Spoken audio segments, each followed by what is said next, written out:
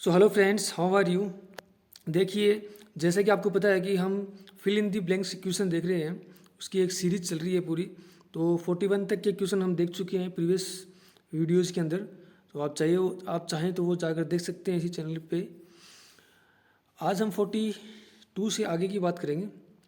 तो देखिए, पहला जो हमारा क्वेश्चन है वो है द टीम हैड ए खालिस्तान with respect to the proposal given by mister Albert.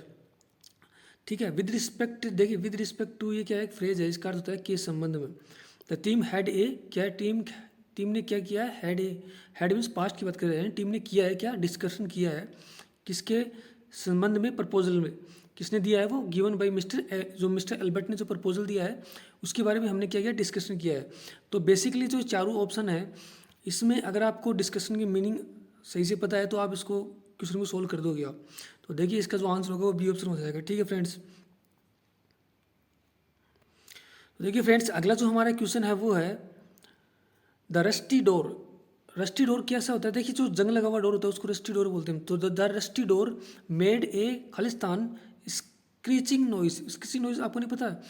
Screeching noise पता है आपको क्या होता है, जैसे हम कोई दरवाज़ा खोलते हैं, जंग लगा हुआ दरवाज़ा, तो जोर की आवाज़ आती है, ऐसी आवाज़ आती है जो हमारे कानों को अच्छी नहीं लगती, अनप्लीजेंट जो वॉइस होती है उसको बोलते हैं स्क्रीचिंग नॉइज। ठीक है। देखिए, रस्टी डोर है, उसको खोलेंगे तो डेफिनेटली स्क्रीचिंग नॉइज होगी, अनप्लीजेंट नॉइज होगी जो हमें अच्छी नहीं लगेगी। तो उसको हम कैसे, उसके लिए हम कौन सा वर्ड यूज़ कर सकते हैं, लो तो नहीं करेंगे, सॉफ्ट भी नहीं करेंगे और स्मूथ भी नहीं होगी। वो कैसी होगी, हार्श होगी। हार्श मीन्स होगी मतलब कठिन होगी हमारे कानों के लिए सुनने के लिए। तो इसका जो आंसर होगा वो सी ऑप्शन हो जाएगा फ्रेंड्स। तो देखिए फ्रेंड्स, अगला जो हमारा क्वेश्चन है वो है the tone of his voice seem to खालिस्तान that he no more than he was letting on. Letting on means होता है जारी रखना, किसी चीज़ को जारी रखना। ठीक है।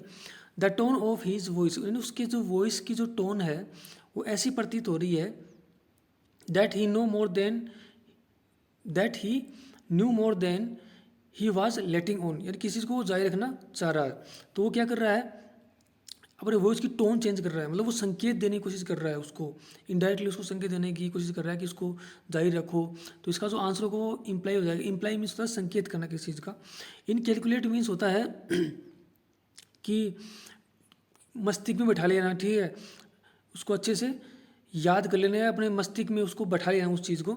इंटेंट मीन्स होता है कि किसी चीज़ को करने का इंटेंट होना, इरादा होना। ठीक है। इनसाइज मीन्स होता है कि चीरा लगाना है, चीरना है, फाड़ना। ठीक है। तो इसका जो आंसर होगा वो डी ऑप्शन हो जाएगा। ठीक है फ्रेंड्स। तो देखिए फ्रेंड्स, अगला जो हमारा क्वेश्चन है वो है the covid Khalistan structural weakness in health system world wide and negativity impacted individual societies and economics. तो कोविड-19 ने क्या किया है कि जो हमारी जो सिस्टम की जो कमियां है उसको क्या है, उसकी है उसने रिवेल किया है, उजागर किया है उसने। तो इसका आंसर डी ऑप्शन हो जाएगा। कंसील में जो है छुपाना। ठीक है, कंसील में किसी चीज़ को छुपाना होता है, तो ये आंसर नहीं होगा। लेड भी नहीं होगा और हिट भी नहीं होगा। ठीक है। हिट मीन्स होता है किसी को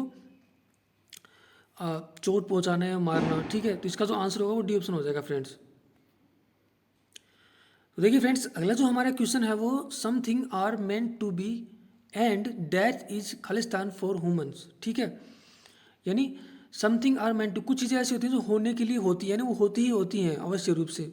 वैसे ही डेथ क्या है, नेचुरल है और ह्यूमंस ह्यूमंस के लिए ना, डेथ भी ह्यूमंस होंगे, उनका अगर जन्म हुआ है तो उनकी डेथ भी होगी होगी, तो वो क्या है, नेचुरल है, होना ही होना है। ठीक है। तो इसका जो आंसर होगा वो सी ऑप्शन हो जाएगा फ्रेंड्स। देखिए फ्रेंड्स, अगला जो हमारा क्वेश्चन है वो है मोस्ट टाइम्स ही is sitting alone emerge in his own. Emerge means होता है किसी चीज़ के अंदर लीन होना, यानी किसी, जैसे कोई व्यक्ति अकेला बैठा हुआ है, सुनसान बैठा हुआ है, तो वो क्या होता है, अपने ख्यालों में लीन होता है, वो सोचता रहता है, कुछ ना कुछ उसके दिमाग में चलता रहता है, तो वो इमर्ज होता है। ठीक है। तो मोस्ट टाइम ही is sitting alone, most time वो क्या होता है, अकेला बैठा हुआ होता है, और इमर्ज होता है इन हिज ओन, किसमें होता है, मोनोलॉग्स। देखिए, एक व्यक्ति जब सिटिंग एलोन की बात कर रहा है ना, अकेला बैठा हुआ है, ठीक है, और वो इमर्ज है, तो मतलब क्या क्या कर रहा है, वो अपने आप से ही बात कर रहा है, अपने आप में उसके थॉट आ रहे हैं, अपने आप में उसके थॉट चल रहे हैं दिमाग में, तो वो मोनोलॉगिस होता है। प्रोलॉगिस में होता है प्रस्तावना होता है, जैसे हम किसी चीज़ के बारे में थोड़ा बताते हैं तो उसके हम थोड़ा सा संक्षिप्त बता देते हैं कि भाई इसके बारे में ये है, इसके अंदर ये है, ठीक है, इसके अंदर ये प्रोडक्ट होने वाला है, तो वो क्या होता है, प्रोलॉगिस होता है। तो इसका जो आंसर होगा वो बी ऑप्शन हो जाएगा फ्रेंड्स। देखिए फ्रेंड्स, अगला जो हमारा क्वेश्चन है वो many soldiers marched in at the international border. तो सोल्जर्स होते हैं वो किस में मार्च करते हैं, वो यूनिफॉर्म में मार्च कर रहे हैं, ठीक है। सोल्जर्स की क्या होती है, स्पेसिफिक यूनिफॉर्म होती है जिसको वो पहनकर क्या करते हैं, मार्च करते हैं। तो ये बोल रहा है कि मैनी सोल्जर्स मार्च कर रहे हैं इंटरनेशनल बॉर्डर की ओर, ठीक है, यूनिफॉर्म के अंदर कर रहे हैं वो। तो इसका जो आंसर होगा वो बी ऑप्शन हो जाएगा। तो देखिए फ्रेंड्स, अगला जो हमारा क्वेश्चन है वो है ministry of education has announce that students can Khalistan the board examination twice. तो मिनिस्ट्री ऑफ एजुकेशन है, यानी शिक्षा मंत्रालय है, उसने अनाउंस किया है कि स्टूडेंट्स कैन क्या कर सकते हैं, स्टूडेंट क्या करते हैं, बोर्ड एग्जाम को क्या करते हैं वो टेक, ठीक है। Student can take the board exam twice, यानी स्टूडेंट होते हैं वो बोर्ड एग्जाम को 2 बार दे सकते हैं, ठीक है। तो इसका जो आंसर होगा वो ए ऑप्शन हो जाएगा फ्रेंड्स।